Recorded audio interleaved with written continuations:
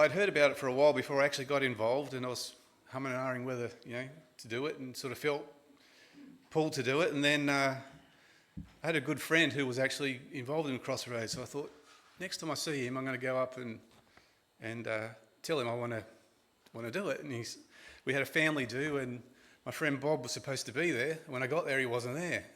And I was like, oh.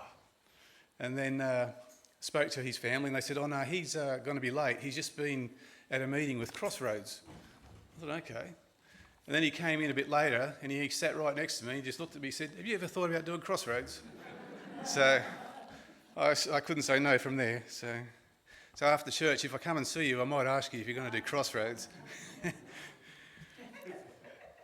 Today we have a visitor, Marion Cohen, and she is like our de facto state coordinator at the moment, and she's come in, how long have you been? 2 years?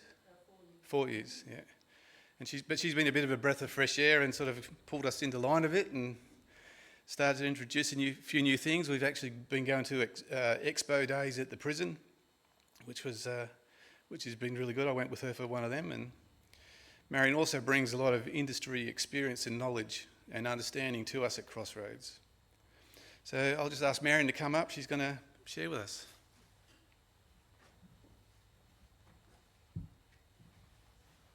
Good morning. Lovely to be here. As Ed said, Crossroads, well, he didn't say. Crossroads has been going for about 30 years in Australia that I know of. Started out in the US, as a lot of the prison ministries did, but we've now branched out into Papua New Guinea. We have several hundred students in PNG who are doing Crossroads Bible studies, also into Fiji and the Solomon Islands, which is really exciting. But some of those people, as you'll see in the video and the PowerPoint, some of those people are not as well off as we in Australia are. Even people in prison here in Australia have 3 meals a day, a bed to sleep in, warm clothes, etc. In some of the islands, they don't have that. They have very basic accommodation, often overcrowded. Many of them don't have enough to eat on a daily basis, and they don't have enough clothing to wear. And one of the exciting things about Crossroads Prison Ministry and people like us who do mentoring to some of these people is that once they start to know the Lord changes their outlook, and then they start to share. And the stories that we hear from them are amazing. They're sharing their food, their clothing, their accommodation, helping each other, doing somebody else's washing. If somebody is not well one day, they'll take their place in the kitchen doing the cooking or the laundry. Absolutely amazing to hear things like that. We have in Australia at the moment hundreds and hundreds, probably thousands of students throughout Australia, and I think we have several hundred in Papua New Guinea and 200 or 300 in the islands. That's a huge ministry. So when you're praying about prison ministry, you might like to remember that people in New South Wales in the office, and there aren't very many of them, a number of them are volunteers, only a few are paid staff, actually have a huge job ministering to these hundreds and hundreds of people. Many of those Bible studies come in for the first time. So as Ed said, when we did some of the expos in the prisons here in Adelaide, we had a number of people who put their hand up for the first time ever to say that they realised that there were issues in their lives that they needed to address, and they wanted to learn about God. Some of those people have never heard about God, and I actually had a woman in the women's prison recently who said to me, I don't think I believe in God. I did go to church as a child, but I don't think I believe in God anymore because one of the people in the church sexually abused me. How sad is that? But at the end of the time that we were there, she came back to me and she said, I'd really like to have a friend. I'm really having a hard time here, which she would be. And she said, would you write to me? I did. Subsequently, she's enrolled with Crossroads to do Bible study because she wants to come back to God. Isn't that a praise point? I'll stop there and let Ed show you a video and PowerPoint, and then I'll talk a bit later.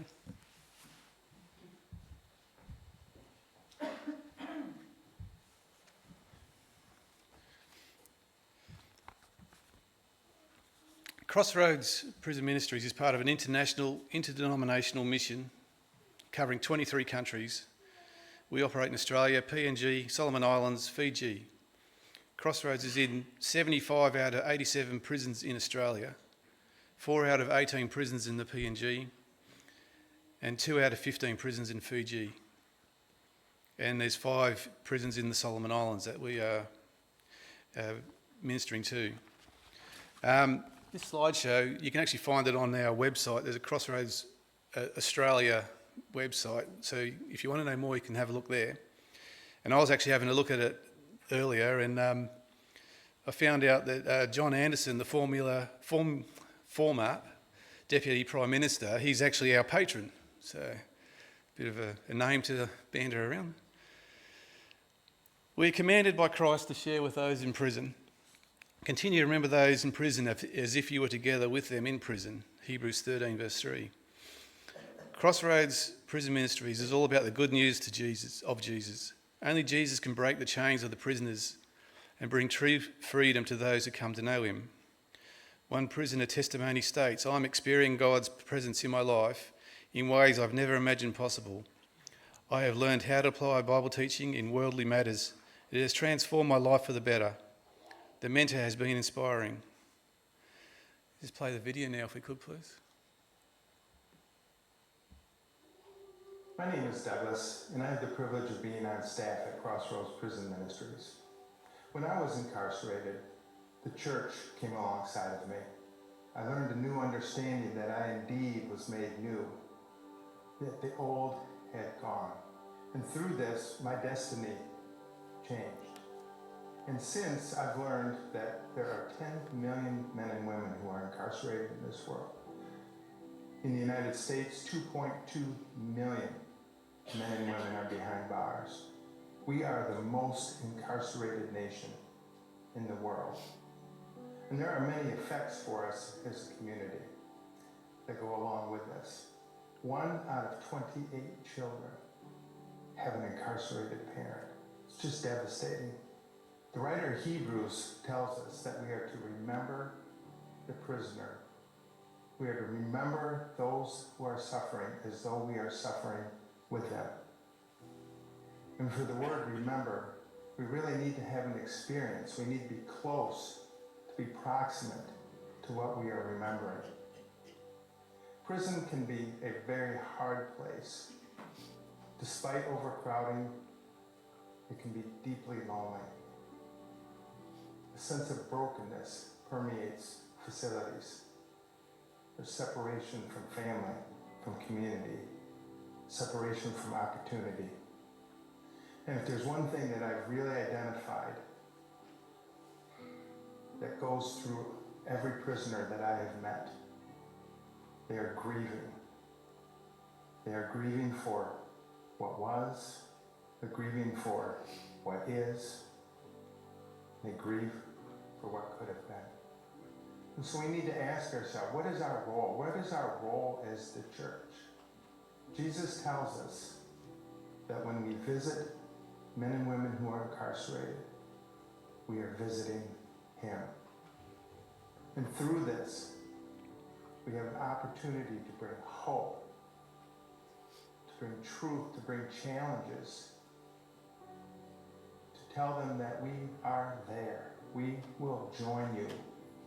Join us at Crossroads Prison Ministries. Join us as we bring truth by the Bible lessons that you do. Join us as you bring hope and encouragement through the letter that you write.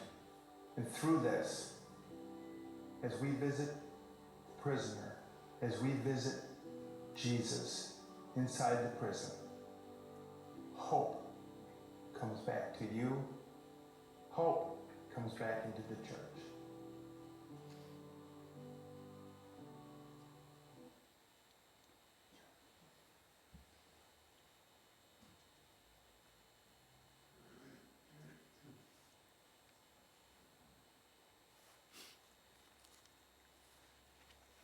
Okay, the next slide.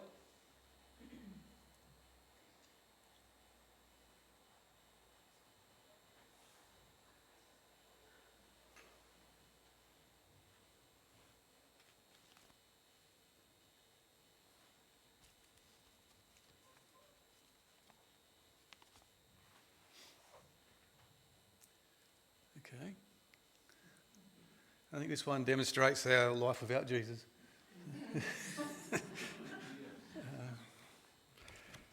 We're coming back, yeah.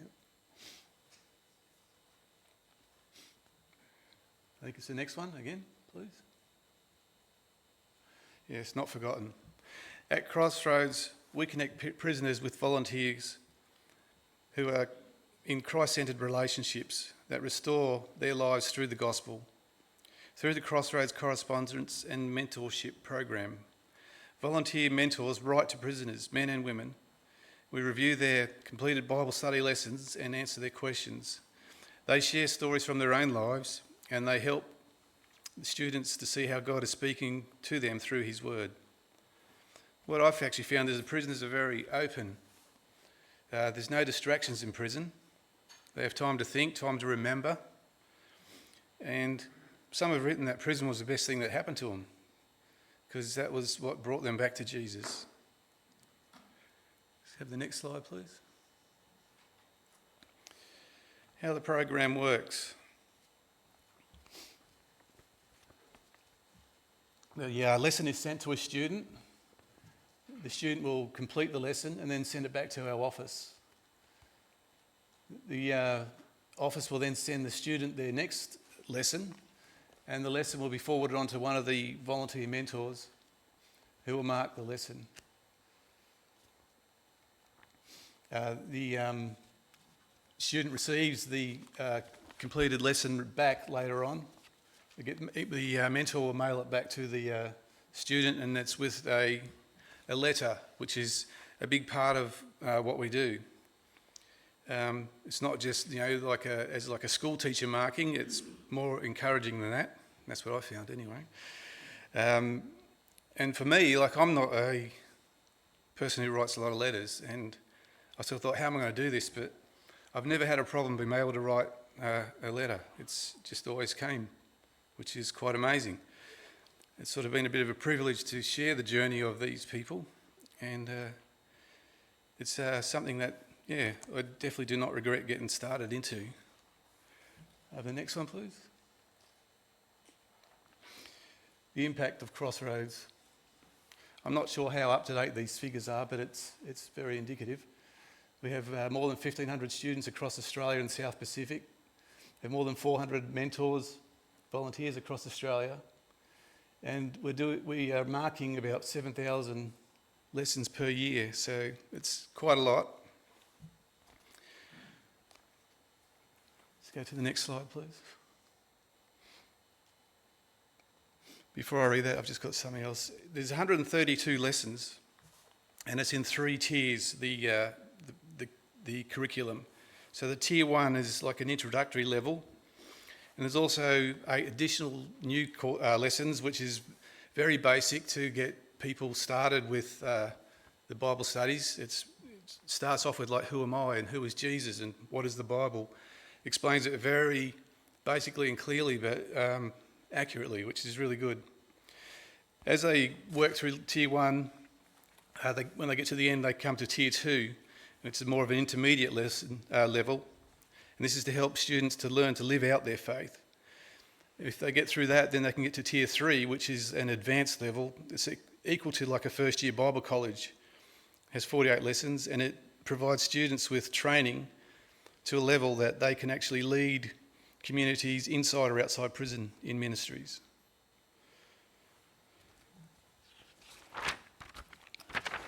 These statistics are from the US, but it's I'm sure it's similar to us. 95% of prisoners will be released, 95%, 66% will be rearrested, and 50% of those rearrested will return to prison again. But the people who have actually completed our course, it's 11% that are coming back. So the reincarceration rate is much less, which is wonderful. Let's just go to the next slide, please. So what can you guys do? The first thing is we can pray. Our ministry relies a lot on prayer, and it's only by prayer it can flourish. We must put our faith in the Lord. Do not be anxious for anything, but in every situation, by prayer and petition, with thanksgiving, present all your requests to God. Philippians 4 verse 6. So we ask for your prayers so that we can increase our reach to those in prison with the gospel of Jesus. Next thing is you can consider to become a mentor. Through your efforts, you could help prisoners build a solid foundation on which they could grow by making God's word available to men and women in prison who desperately need its guidance and a life-changing message of unconditional love. And the third is financial assistance. Crossroads, we do have some paid staff. There's a lot of printing and mailing that goes on, so it's not free, it's not cheap. So it does rely on the generosity of others to continue. So we need your support in order to run the operation and fund the administration and the distribution costs. All our mentors are volunteers and we freely give up our own time. So your generosity to help us would be very much appreciated. I'll just get Marion to come back and say, come back and say some more.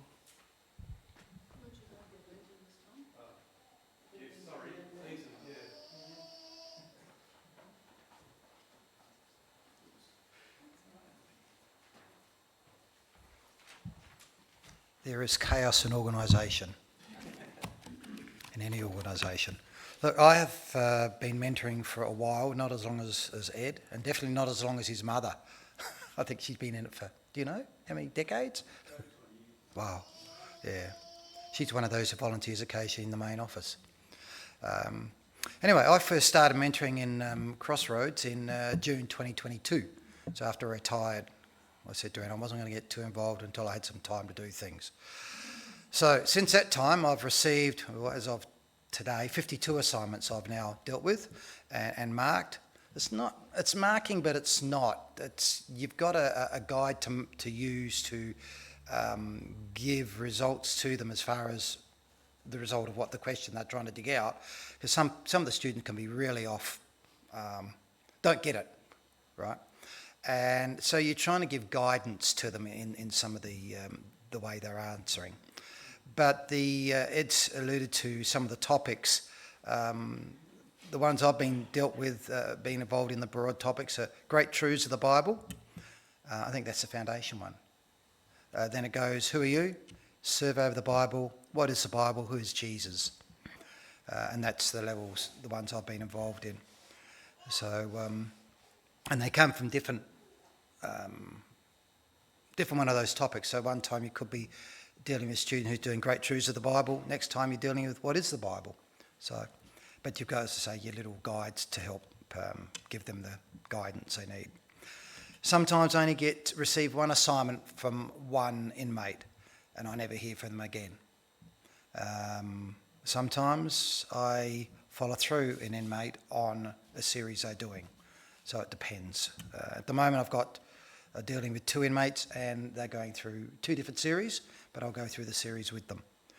And it's interesting to develop some sort of report, and at the end I'll read a letter I received from one of these guys. I think it gives us a lot of insight into them, as Marion has said, about the sort of things they go through in prison. The men come from a variety of backgrounds.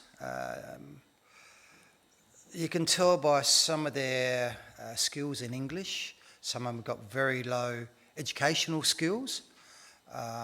Some are very articulate in their answers, particularly in what we call the essay answers they can do, and very verbose. Some are very limited in their word use. So, and that causes some of them to struggle a bit to be able to express themselves too. But they come from all walks of life, different backgrounds.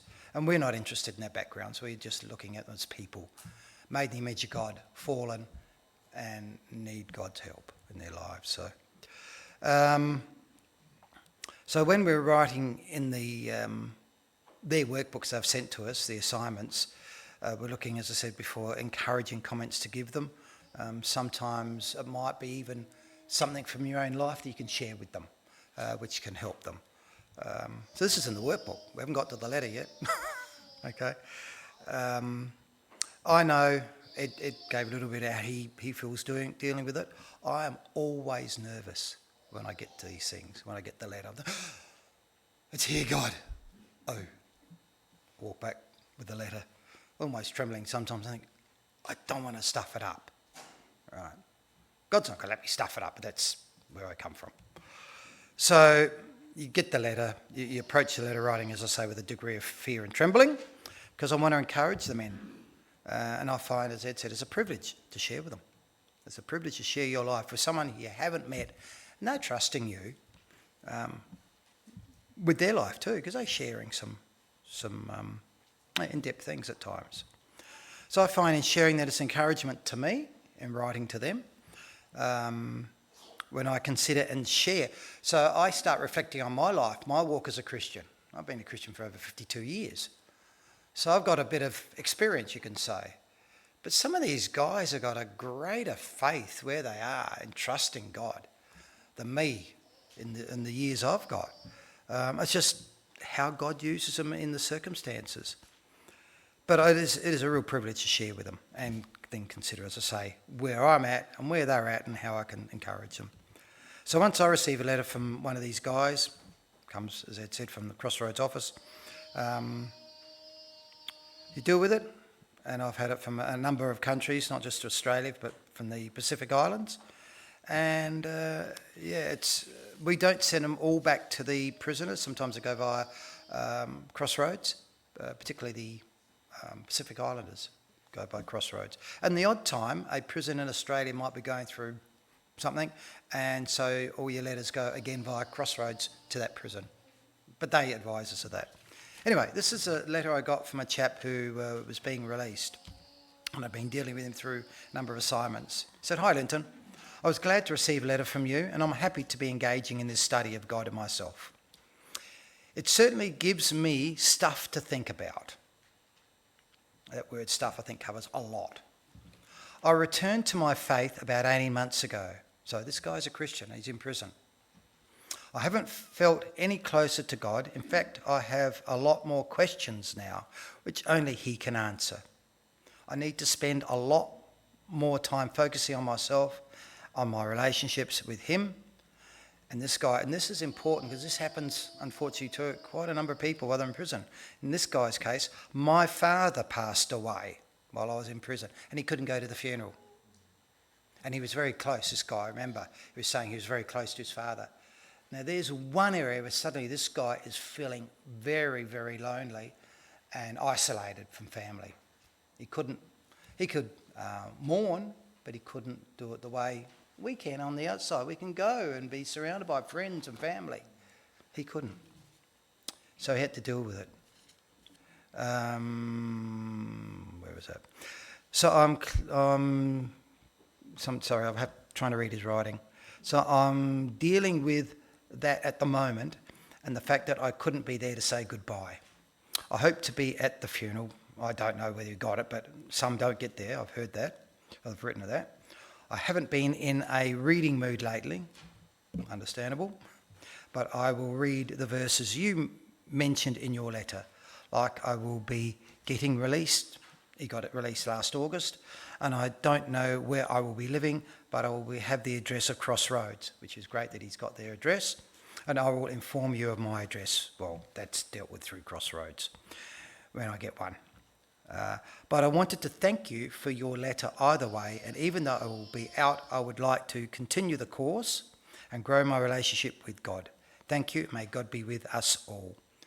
And I found that was encouraging for me. I'm the one supposed to be giving them encouragement. And thanks, Lord. Almost bringing tears to my eyes when I read that the first time around, and still does. Anyway, I haven't got much more to share other than to say that the figures we're quoting about the numbers of mentors and inmates we're dealing with, we need more mentors because we're actively sending a couple of guys out in Papua New Guinea and in all the Pacific Islands, I think another chap's working. There's some Indigenous people. Some Indigenous as well. And they're recruiting inmates all the time. So we need more mentors. And we used to have more in this church. Hey, I'm not putting the finger on anyone. But think about it, please. Pray about it. We do need more mentors. Thanks.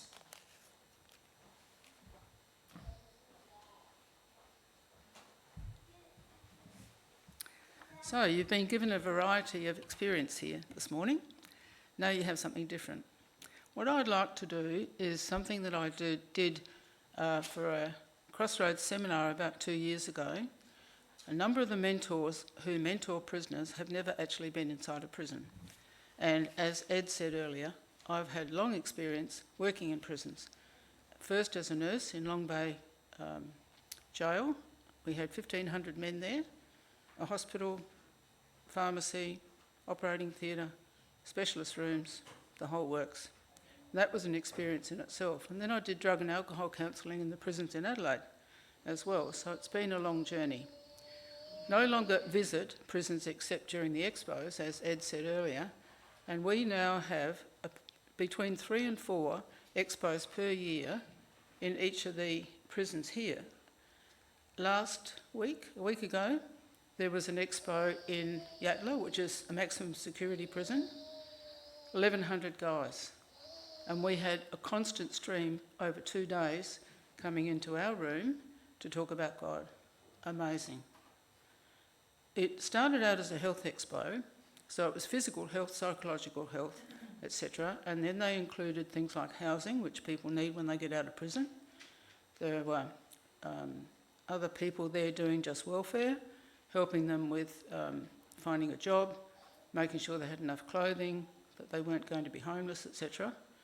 But the prison authorities then were asked by a number of us who do prison ministry to incorporate spiritual welfare as well, so spiritual health. So now Kairos, which is the prison ministry that goes in twice a year, as well as does Bible studies in Mobilong Prison, they go. Prison Fellowship, which has been around for a very long time and was started by a guy called Chuck Colson in the US, and some of those older people here might remember Chuck Colson, aide to Nixon, and all the trouble that went on there, and how the fact that Chuck Colson was embroiled in that and finally went to prison. While he was in prison, he turned to the Lord and he started Prison Fellowship. Then it came to Australia. And then Crossroads as well. And you've heard about Crossroads this morning. But I want to give you, I want to paint a verbal picture for you. I don't know whether any of you have actually visited a prison, apart from some of the guys here, or have actually been incarcerated. But I'd like to tell you what it's like. What I'd like you to do is to close your eyes and try and picture yourself as I explain things. You've been an upstanding citizen, but something has gone wrong, and suddenly the police are involved and they're charging you with a crime. You then have to have a lawyer. You go to court. You go through the court system with the lawyers prosecuting and the others defending you. At the end of the day, the defence didn't have enough information to prove you innocent, and the magistrate says, into the dock, stand up, I'm going to sentence you. I'm sentencing you to 3 years in prison. Take him down. So the prison officers come in and they handcuff you. They take you down the stairs to the holding cells and you wait there until the prison van comes.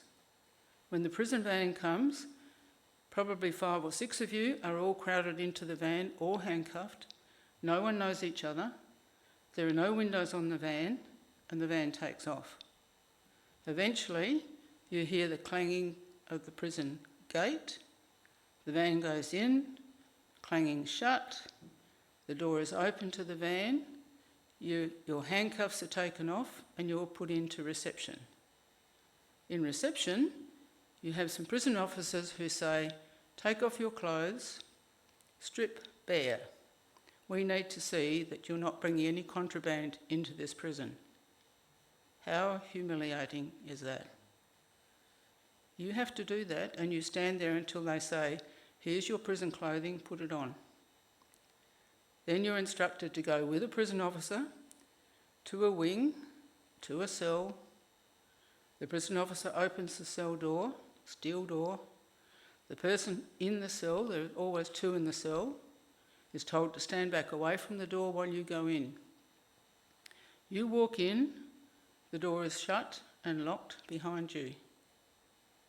You are in a cell alone with someone you've never met before, who may not even like you, who may be quite antagonistic to you, and you are locked in from 5 p.m.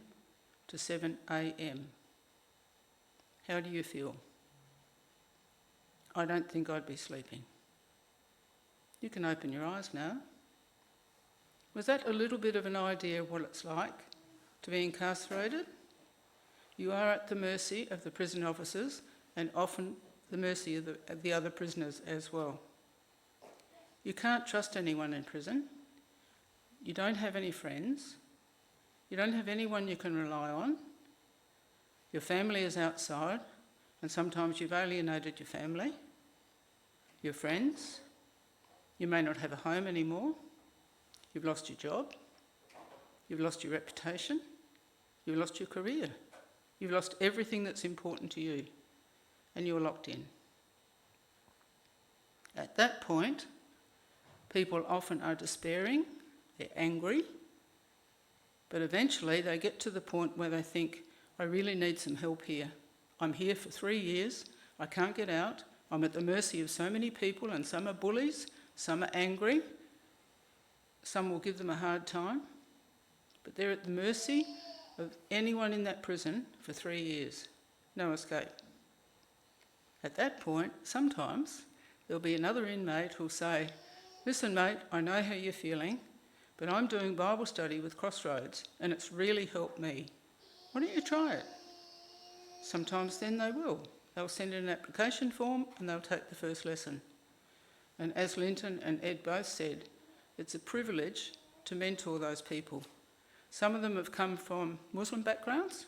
I've had a couple who are Muslims who have said that they're really not satisfied with their religion and they're exploring other avenues. How great is that? When I did the expo at Yatala last week, I actually had some little booklets to give people. Some of them were pretty hard-hitting, like one was, what happens 1 minute after you die? And I had many people pick up that one. There were some Muslims who came in who said, well, we believe in Allah, not God. And I said, well, there's a little booklet here called Jesus and the Quran. Oh, yes. Jesus is a prophet in Islam, isn't he? Mm-hmm. Why don't you read that little book? One way, more than one way to skin a cat, isn't there? There were lots of other booklets, all of them hard-hitting, but all very relevant. And they just flew off the table. Dozens of them. One guy came in whom I had been mentoring for probably 18 months. He has an Indian background. When he was living in Australia with his wife, he became involved in a number of crimes and had a number of very, very angry people looking out for his skin. He was luckily picked up by the police at that point and incarcerated, otherwise he probably would have been dead. He came and he actually introduced himself and said, my name is Sumit and I'm very pleased to meet you because we've been talking by letter for the last 18 months or so. And I'll just read you a little bit of the letter that he wrote to me last week. Marion, as I'm now in prison for my wrongdoing in the past, I had used many bad things, in brackets wrongdoing, to help me to grow. I used all the bad things that I had done to come to the Lord to help me to grow spiritually. And Jesus and his life eventually brought me close to him day by day. It was a difficult time for me in the past when I got arrested the first time, and now when I look back 4 years later, 4 years on remand, 4 years later, it is the best thing that could have ever happened to me. It drew me close to Christianity and helped me to love Jesus. Hope in Jesus is one of the most important things that keeps me going day by day.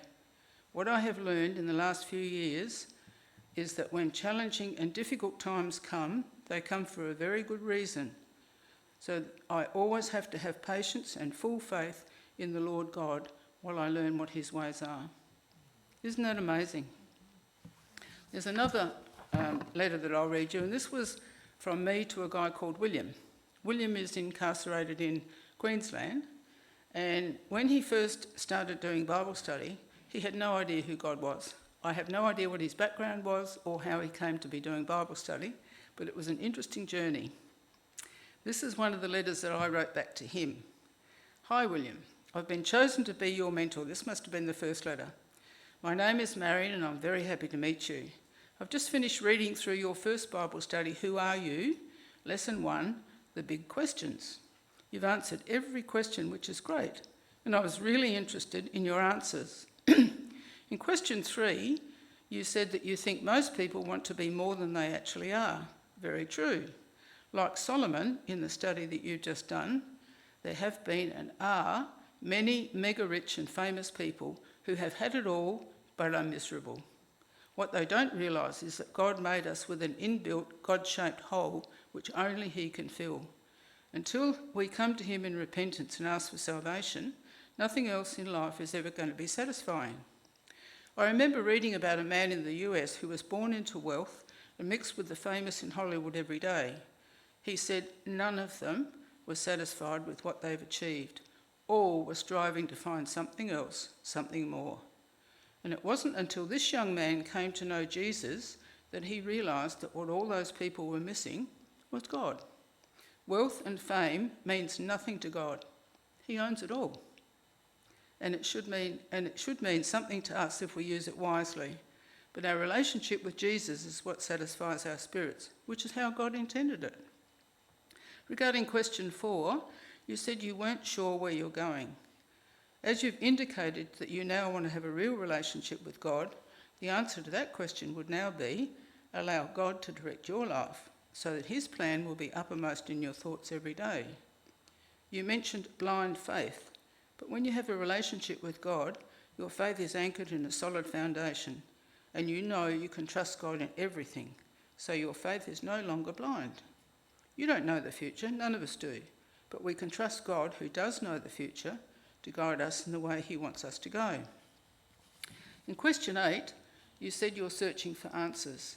Studying the Bible and completing the Bible studies with Crossroads is a very good start. Keep talking to God often and stay close to him.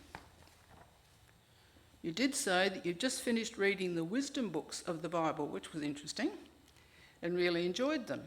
Wisdom is something God will give you if you ask him. Might not happen overnight, might be gradual, but it will happen. Wasn't that lovely? There's just one other thing, and it's a funny little thing, but I'll tell it to you as I finish.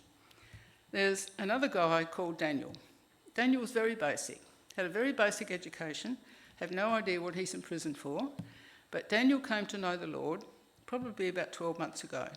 And at that time, when I was writing to him, he said, I really am feeling quite alone here. I would really like to have another Christian that I can relate to, perhaps do Bible study with, pray, encourage each other. So he kept praying and I was writing back to him. Then he had to move units, and in prison, any sort of change is frightening. And he was really scared about having to change units because, as I'd said earlier, when you're in prison, you don't know who you're with. It could be people who are angry with you for whatever reason or just angry at the world. Could be people who will look for any reason to assault you, to take you down, to manipulate you, to take away things that belong to you that they've decided they want, all that sort of thing. So Daniel was really looking for another person that he could trust, a person who believed in God. When he changed units, there were 9 new people in that unit.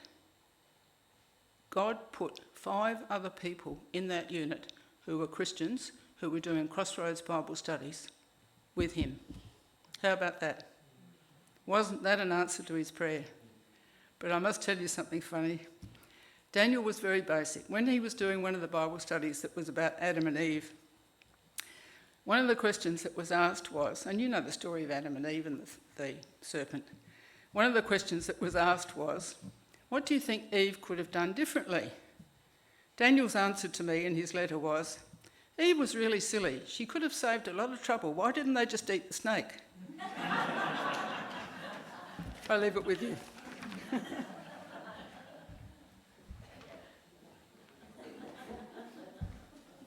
Thank you, Marion. I'll just wrap this up with a prayer. Shall we pray?